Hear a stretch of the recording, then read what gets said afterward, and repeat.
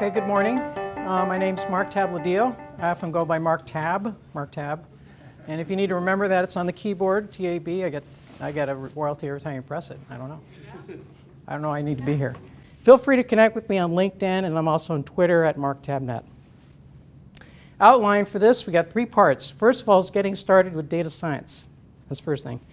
Second thing is going to be an overview of Azure Machine Learning. We're going to look at the technology that Douglas gave a groundwork for. And then third, we're going to talk about moving to production. And production is the goal. The goal is production. The goal is not the model. The model is a means to an end, and the end is going to be a decision or some type of action that you want either your employees, your customers, your clients to do. So the end goal is not to be, as Douglas was describing, we build these data warehouses, we have these things all in Azure, we have these tables, all these new technologies. That's not the end goal. The end goal is what is your business goal. And that's really where we're going to talk about even as we get started here, moving to production. And the story right now is about Microsoft Azure. It is not an either-or story, it's a both-and story. It's the Microsoft story you already know, plus Azure. Okay, they work together, and I think some of the more sophisticated ideas that are going to come out of this technology have to do with combining technologies together. Pyramid Analytics is part of that story, and also we have other Microsoft technologies involved. Getting started with data science. Douglas talked about a lot of these ideas. Predictive analytics is any time we don't have information. It fills in the gaps. It might be the future because we're not in the future, but we also can fill in the gaps in the past. So predictive analytics just means filling in the gaps. So it doesn't have to mean about the future. It can mean more broadly. And why am I saying this? The reason I'm saying this is when you're thinking about setting up data science, this is not about an academic thing, fill in the blank, what is predictive analytics? This is about coming up with really good, clever, new problems. And it's going to come from the time when you're in your car and you're sitting in traffic and something comes to you. It's like, oh yeah, we could do that too. Those are the moments when you're going to have those moments of inspiration about what will be a great new data science project that you can tackle. And we're going to go through an exercise in just a second. All participation. Microsoft Azure Machine Learning. Douglas outlined it really well. And we talked about prescriptive analytics. I'm going to get you started right now. I'm going to give you one word, which is recommendation. When we go to something like Google or Bing, it is a search engine, but it's also a recommendation engine. And if you've had to do search engine optimization, where you want to get to the top of that list, what you want is you want to be the first one recommended to people. And so what is a search what is a search engine? It is recommending links for you. And as we go into a new future, as you all know, when you log on, maybe to Google or to Microsoft, they're now beginning to track you, and they will be able to give you not just ads, but also links. Can they hear me? Request to please stand a little bit closer to the speakerphone. Okay. So this one word recommendation really is a key word to understanding what is possible. We get recommendations from eBay on things to buy, Amazon. We might get recommendations on Facebook or LinkedIn, people to connect to. You want to give, and you do this already. That's what a lot of businesses do in their services. What you're doing is you're recommending things to other people. Has anyone gone to a doctor and received a prescription for anything? For anything. Okay. How do they know what to give you? They're guessing.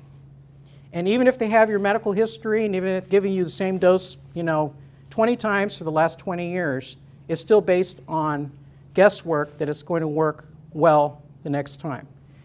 And the idea here about a prescription that you might get from your doctor or a recommendation, it's still guessing about the effectiveness of what's going to happen next. It has to be closely monitored. Let's do an example. 3 companies. Thought experiment. This is everybody participates, no wrong answers. There are no wrong answers. If you were AT&T, what type of questions would you want to ask? Then we hear own AT&T stock. What type of questions? How many activations? How many activations? How many new customers am I getting? How many new customers are you getting? Yeah, the latest Windows phone. Latest Windows phone? Will a customer leave? Will a customer leave? Sure. Under what conditions will a customer leave? Yes. What kinds of technologies are going to be attractive to our customers? Like What- new phones or new tablets? What type of new devices? what type of new technologies will be important for our customers? What offers? We're going to do two more companies. Shell. What type of questions might Shell ask? What's the predictive oil price per barrel? Predict the oil price per barrel. Could commoditize that into a phone app. Why doesn't Shell have a phone app? Why don't I have a Shell phone app? Okay, there might be one out there. I don't know. Okay. Tell me where to buy gas. Why do I have to drive around? Gas Buddy? Okay, right. Geopolitical instability in production fields. Geopolitical instability in the production fields. Being able to predict that. Even might be some social media monitoring to measure that. All right, third one, Volkswagen Group. Does anyone have a car? It's on this screen.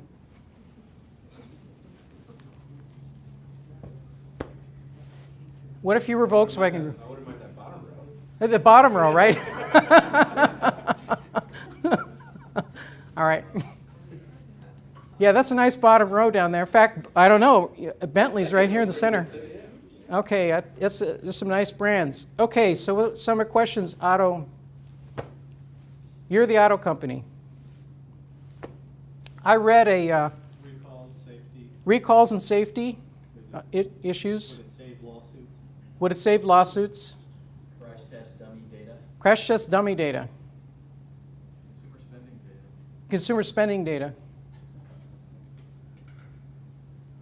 I think even promoting brand awareness. I mean, how many of us know all those names on there and can associate them with a particular vehicle?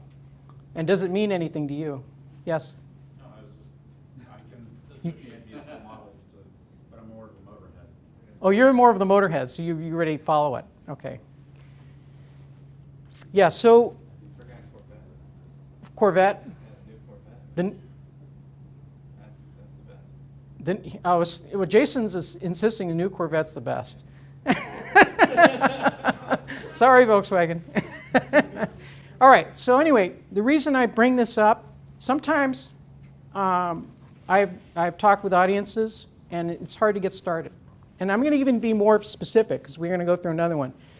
Douglas showed this crisp DM model. Okay, now right here in the center of the story is the key thing that I know people in this room will have minor to significant impact, and that is how much data you have in your organization and what your data collection strategy is for the future. Now, I know everybody probably that in this room probably has, like I said, minor to significant input into that story. Why is that important? I was recently at a meeting, a machine learning meeting. Facebook was presenting, and they were being very direct on what they were doing with their machine learning process. And what they told us as an audience is that we could tell you exactly what we're doing in terms of our data science, but you can't copy it. Why? You don't have our data. Good point, right? So what is it going to take for us to get the next one who would have to chase Facebook is going to have to figure out this data problem. Is, I think, one of their number one. If that's not number one, it's got to be very close to number one of what makes Facebook a business. So I bring that up. Now I'm going to talk about this word hypothesis. Does anyone know the difference between hyper and hypo? Say again? I used to. Used to, right? Hyperactive, hypodermic. Above and below. Okay, it means over and under, above or below. So hypothesis means the idea that's underneath the experiment. There's always a hypothesis or some idea that's underneath the entire cycle, and that's what the word means.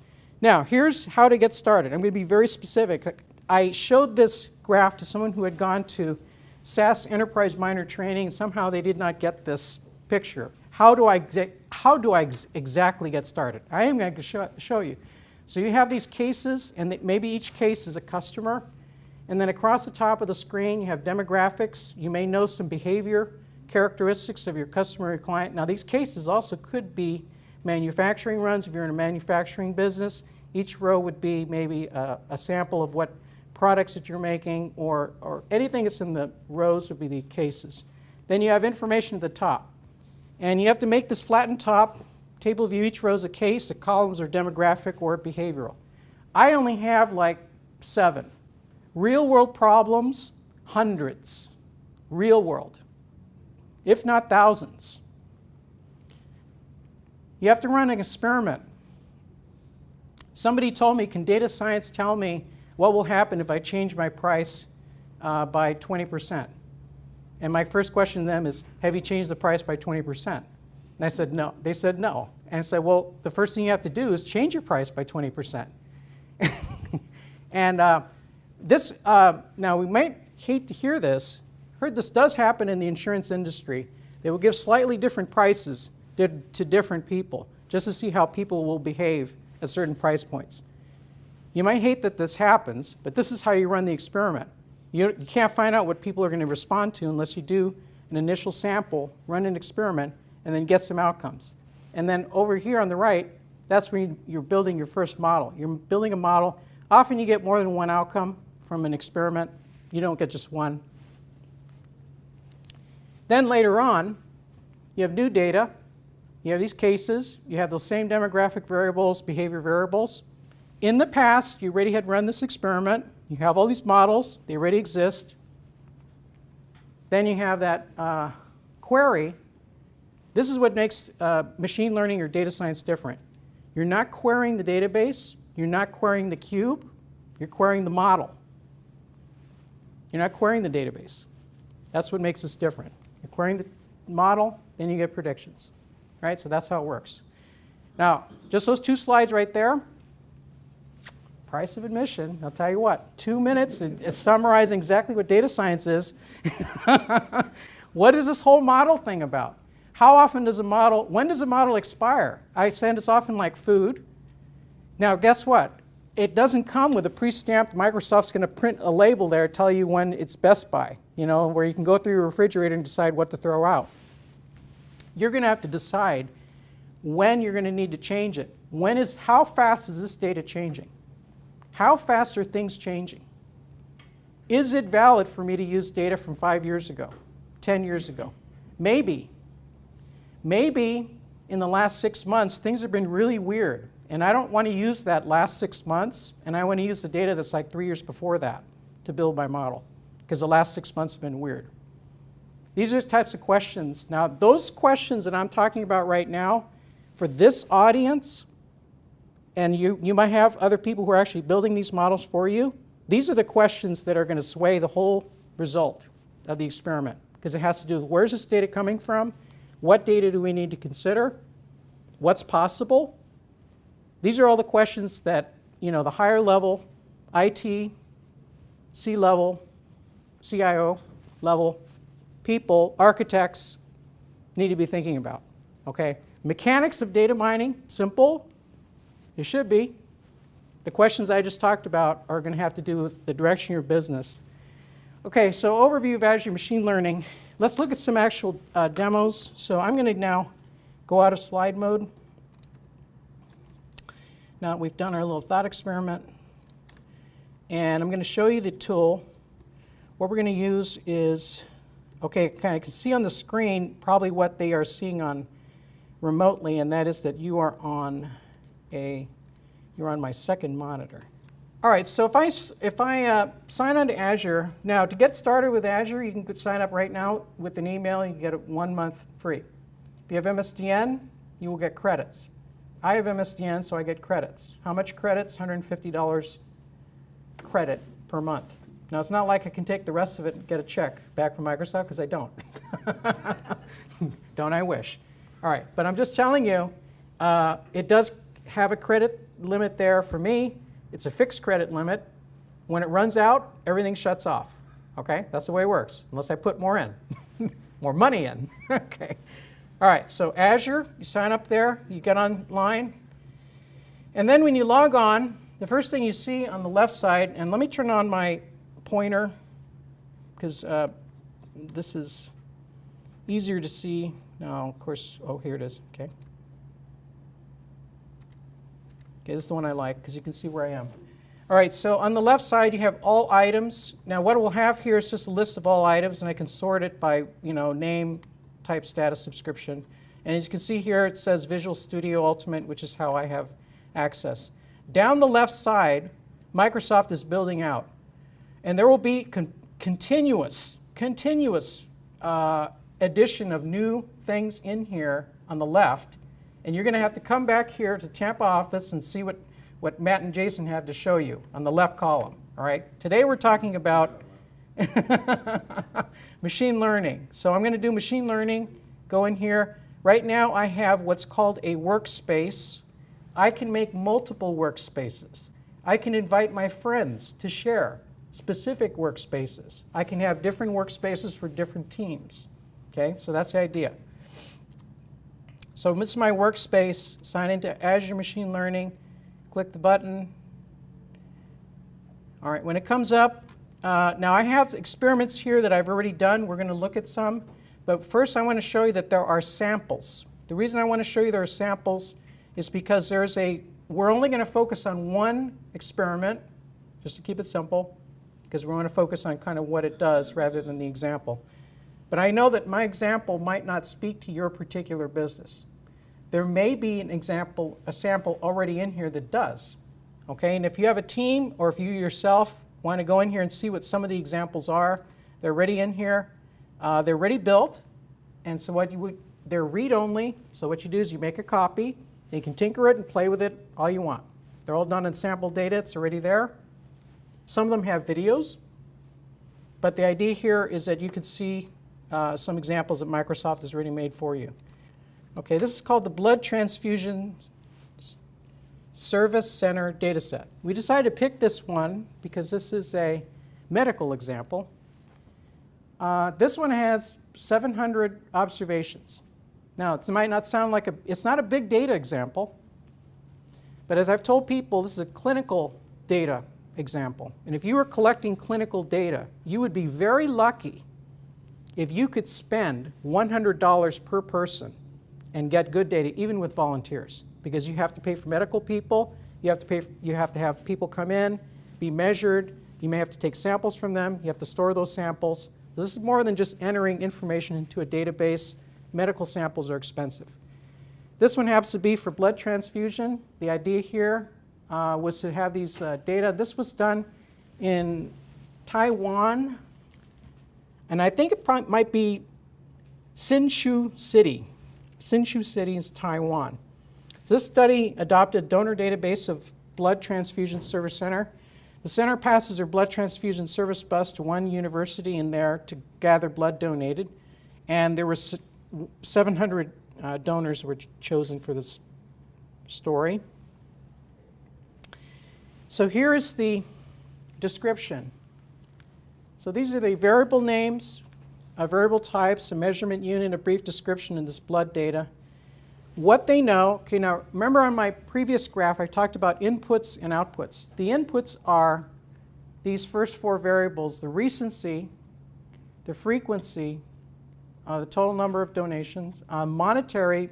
Monetary in that case, they're not measuring money. What they're measuring is the total blood donated and the time since the first donation.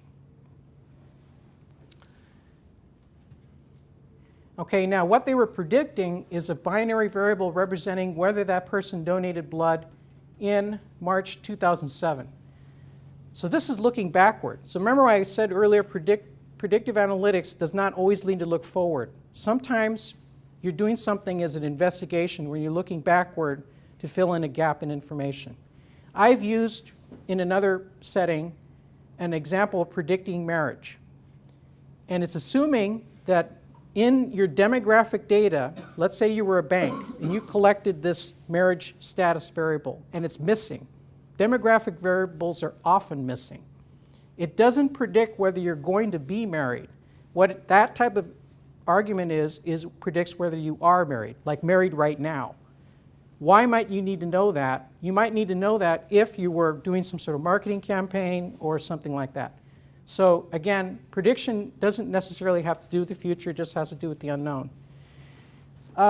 So this one here, outcomes. So the outcome's a binary variable there. And let's go ahead and see the example. By the way, there are certain, as you get into this field, there are certain words that mean the same thing. Variable, attribute, feature, and even measure and column all mean the same thing.